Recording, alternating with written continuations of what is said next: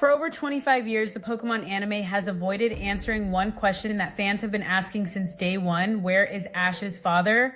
And I'm not talking about he's on a journey or he's busy or any of those vague non-answers the show has given us. I'm talking about the real answer, the one the creators have deliberately hidden for decades. Because here's what I discovered when I dug into every single reference to Ash's father across 25 years of content. There's evidence suggesting his identity was supposed to be revealed. There are clues hidden in early episodes that point to a specific person. And there's one theory that's so well supported by the actual canon that it's terrifying the writers never confirmed it. But before I show you who I think Ash's father really is, I need to tell you about the one time the anime almost revealed the truth. Because what happened in that moment changes everything we think we know about why this mystery has never been solved.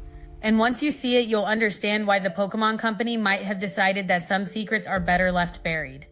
Let's start with what we actually know, which is almost nothing. In the very first episode, Ash's mom Delia mentions his father exactly once. She says he's on a journey too, suggesting he's also a Pokemon trainer somewhere out in the world.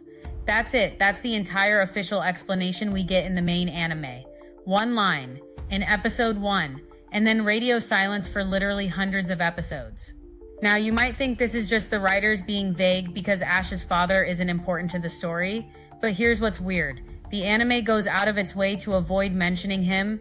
There are episodes about Ash's childhood, episodes where Dahlia talks about her past, episodes that flash back to Ash's early life in Pallet Town. And in every single one of these episodes, his father is conspicuously absent, not just missing from the story, actively erased. There are no photos of him in the house. No one in Pallet Town ever mentions him.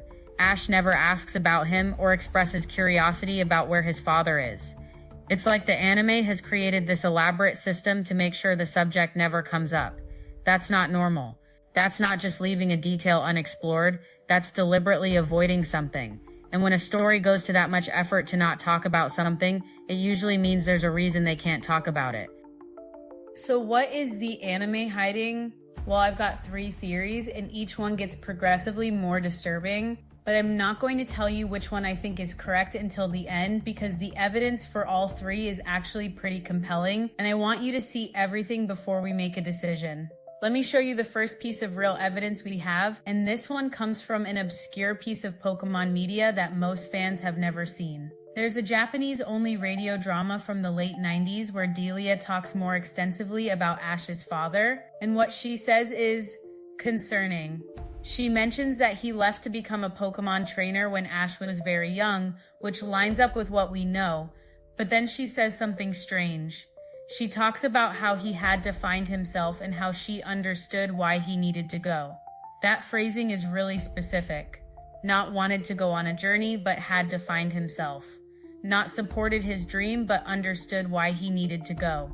This suggests that Ash's father didn't just leave to train Pokemon, he was running from something or searching for something specific. And Delia's reaction suggests she knew what he was dealing with and accepted it, even though it meant raising Ash alone.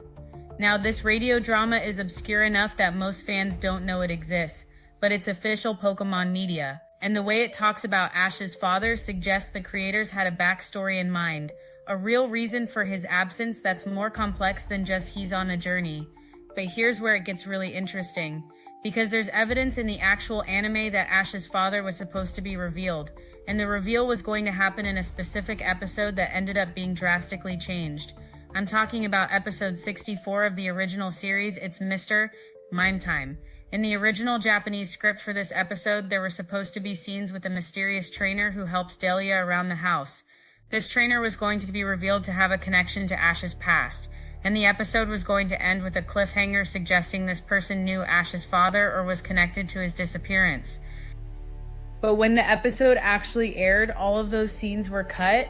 Instead, we got Mr. Mime helping around the house and no mention of Ash's father at all. Something happened during production that made the writers remove an entire subplot about Ash's father from an episode where it was clearly supposed to appear. Why would they do that? What revelation were they planning that they decided at the last minute was too controversial or too definitive to include? This is where the fan theories start to get really compelling because they're trying to answer this exact question. What was the anime going to reveal about Ash's father that they decided to hide instead? Theory number 1 is the simplest and darkest. Ash's father is dead.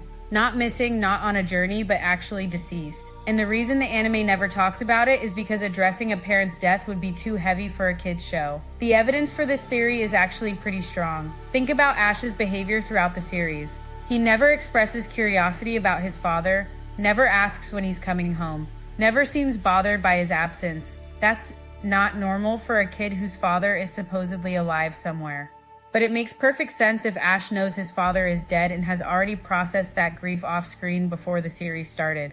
He doesn't ask about his father because there's nothing to ask. He already knows the answer and it's too painful to discuss. This would also explain why Dahlia is so protective of Ash and so worried about him going on his journey. It's not just normal parental concern, it's the fear of losing her son the same way she lost her husband. If Ash's father died during his Pokemon journey, then Ash wanting to become a trainer would be Dahlia's worst nightmare coming true. There are subtle hints throughout the series that support this reading. The way Professor Oak acts almost like a father figure to Ash, filling a role that's conspicuously empty. The way Dahlia sometimes gets this sad, distant look when Ash talks about his journey. The way the entire town of Pallet seems to have collectively agreed never to bring up Ash's father around him. These aren't the behaviors of people who are waiting for someone to return from a journey. These are the behaviors of people who are protecting a child from a painful truth.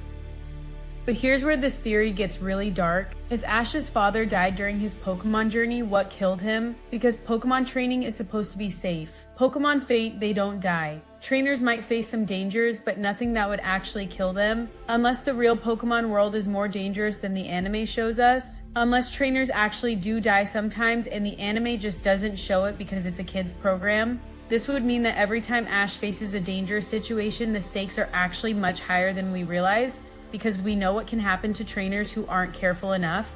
Now, theory number 2 is the one that gets the most attention online, and for good reason. It's wild, it's dramatic, and there's actually evidence for it hidden in the anime itself. The Giovanni theory suggests that Ash's father is Giovanni, the leader of Team Rocket.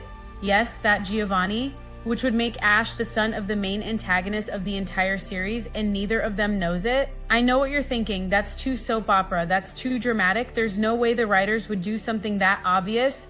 But hear me out, because the evidence for this theory is actually kind of compelling. First, let's talk about physical similarities. Giovanni and Ash both have the same general facial structure, similar eye shapes, and if you look at younger pictures of Giovanni from various Pokemon media, he has the same wild dark hair that Ash has. These could be coincidences, but character designers in anime don't usually make characters look similar unless there's a reason. But the physical similarities are just the beginning. Let's talk about Giovanni's behavior toward Ash throughout the series. Team Rocket's entire mission is to capture Pikachu, right? Jesse and James spend hundreds of episodes trying and failing to catch this one specific Pokemon because Giovanni ordered them to. But here's what's weird, Giovanni himself has had multiple opportunities to capture Pikachu directly and he never takes them. There are episodes where Giovanni is in the same location as Ash where he could easily send his powerful Pokemon to take Pikachu by force and he doesn't do it. He lets Jesse and James handle it even though they're completely incompetent. Why would the leader of Team Rocket, who supposedly wants Pikachu so badly, pass up easy opportunities to capture it himself? Unless he doesn't actually want to directly confront Ash? Unless there's a reason he keeps his distance from this specific trainer? The theory suggests that Giovanni knows Ash is his son, even if Ash doesn't know Giovanni is his father. Maybe Giovanni left Delia before Ash was born, or maybe he left when Ash was too young to remember. Either way, Giovanni is aware of the connection, and he can't bring himself to directly hurt his own son, even though Ash constantly interferes with Team Rocket's plans. This would explain so much about Giovanni's behavior. It would explain why he seems almost amused by Ash's interference rather than angry. It would explain why he never orders serious retaliation against this kid who keeps ruining his plans.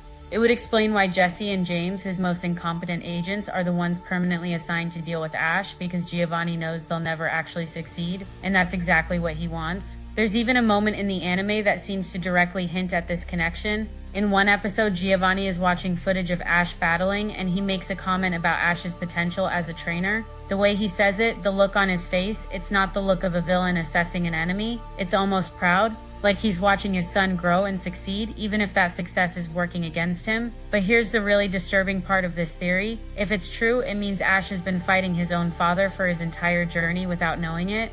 Every time Team Rocket attacks, every time Giovanni's plans threaten innocent people, Ash is working to stop his own dad. And Giovanni is watching his son become a hero specifically by opposing everything Giovanni stands for. That's a tragedy worthy of Shakespeare. The son becoming the enemy of the father, neither knowing their true relationship, both too committed to their paths to ever reconcile even if they learn the truth.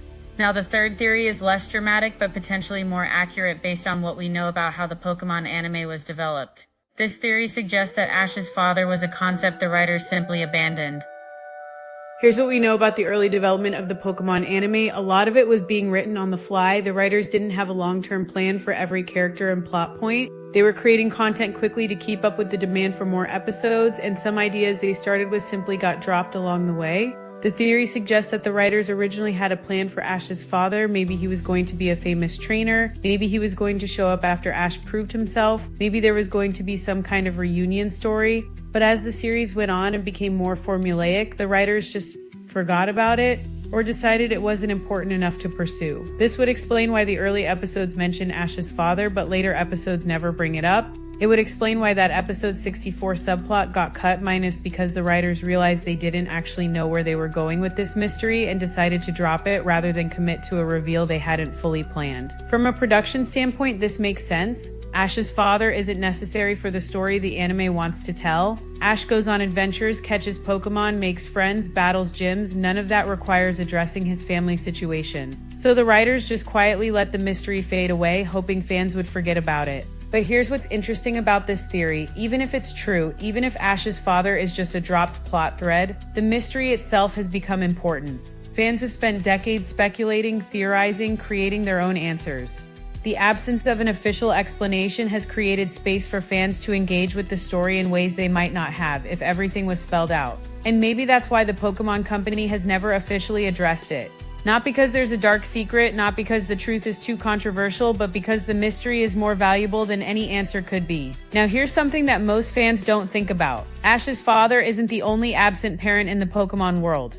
If you start looking, you'll notice that father figures are weirdly rare throughout the entire franchise. Brock's father abandoned his family. Missy's parents are never mentioned. Most of the trainers Ash meets are either orphans being raised by single mothers or have parents who are conspicuously absent. It's like the Pokemon world has this epidemic of missing fathers that nobody talks about. This isn't an accident. The absence of fathers in Pokemon serves a specific storytelling purpose. It makes the world of Pokemon training accessible to kids who might not have parental support or approval in real life. If everyone in the Pokemon world has absent or permissive parents, then kids watching the show don't have to wonder why their own parents won't let them go on adventures. Ash represents the ultimate wish fulfillment for kids, a 10-year-old with complete independence, no adult supervision, and total freedom to pursue his dreams. Having a father in the picture would complicate that fantasy. Fathers ask questions, set boundaries, expect their kids to come home. The absence of Ash's father is what makes his adventure possible. So maybe the real answer to the mystery is that Ash can't have a father because having a father would undermine the entire premise of the show. He needs to be unencumbered by normal family obligations so he can be the eternal child adventurer that kids want to be. But that creates this weird situation where Ash's father is both completely unimportant to the story and also the most important missing piece. His absence is what enables the narrative, but it also creates this hole that fans can't help but try to fill. I've seen this pattern in the Pokemon community for years. New fans discover the show, eventually ask where's Ash's dad, and then go down the rabbit hole of theories and speculation. It's become a rite of passage. You're not really a Pokemon fan until you've spent time thinking about Ash's father and coming up with your own theory. And every few years when there's a new Pokemon movie or a major anime announcement, fans convince themselves that this is finally when the reveal will happen. This is when we'll learn the truth about Ash's father. And it never happens. The mystery continues, the theories multiply, and the Pokemon Company stays silent. There was one moment where I really thought they were going to address it. When Ash finally became a Pokemon champion in Sun and Moon, when his journey reached what seemed like a natural conclusion, I expected some kind of acknowledgement. Maybe his father would show up to congratulate him. Maybe Delia would finally tell the full story. Something, but nothing happened. Ash achieved his dream, and his father remained absent, unmentioned, irrelevant to the biggest moment of Ash's life. And that told me everything I needed to know about whether this mystery would ever be solved. The Pokemon Company has made a choice. Whether Ash's father is dead, whether he's Giovanni, whether he was just a drop plot thread, it doesn't matter. The official position is silence. No answer, no closure, just perpetual mystery. And you know what? I think I've made peace with that. Because here's what I've realized after years of thinking about this. The mystery of Ash's father isn't really about Ash's father at all. It's about what we bring to the story, what we need the answer to be, what the absence means to us personally. If you grew up without a father, maybe Ash's missing dad resonates because it reflects your own experience. If you had a complicated relationship with your father, maybe you're drawn to the Giovanni theory because it mirrors that complexity. If you believe in neat narrative resolutions, maybe you prefer to think his father was just a dropped plot thread that could be resolved if the writers cared enough. The absence at the center of Ash's story is a mirror. We see our own experiences, our own needs, our own narrative preferences reflected in it, and maybe that's more valuable than any canonical answer could ever be. So here's my final take on this. I don't think we'll ever know who Ash's father is. I think the Pokemon Company looked at this mystery decades ago and decided that no answer they could give would satisfy everyone, and that the engagement generated by the mystery was more valuable than the closure of a reveal. Is that frustrating? Is it smart from a business perspective? Probably. Does it respect the audience? That's debatable. But it's also created something interesting, a shared experience that connects Pokemon fans across generations. Your older siblings wondered about Ash's father, you wondered about Ash's father. Kids watching the show right now are wondering about Ash's father. It's one of the constants in a franchise that's changed a lot over 25 years. The mystery itself has become part of Pokemon's identity, and maybe that's enough. Although if I had to pick which theory I actually believe, I think it's the Giovanni theory. The evidence is too specific, the parallels are too perfect, and the tragedy is too compelling for it to be coincidence. I think the writers planned that reveal, maybe even wrote scripts for it, and then decided it was too dark, too complex, too risky for the story they wanted to tell. So they buried it, they removed the hints, cut the episodes, and let the mystery fade into background radiation that fans would theorize about but never get confirmed. And Giovanni remained the villain, Ash remained the hero, and neither of them ever learned the truth about their connection. If I'm right, that means the answer has been hiding in plain sight all along. It means every time Ash defeated Team Rocket, he was defeating his own father. And Giovanni let it happen, because watching his son become a hero was more important than his own villainous success. That's my answer. But I want to know yours. Who do you think Ash's father is? Do you buy the Giovanni theory, or do you think there's another explanation? Drop your theory in the comments, because after 25 years of mystery, we might as well keep the speculation going. We'll stick around for the best Pokemon channel that exists, I guess. I mean, probably anyways.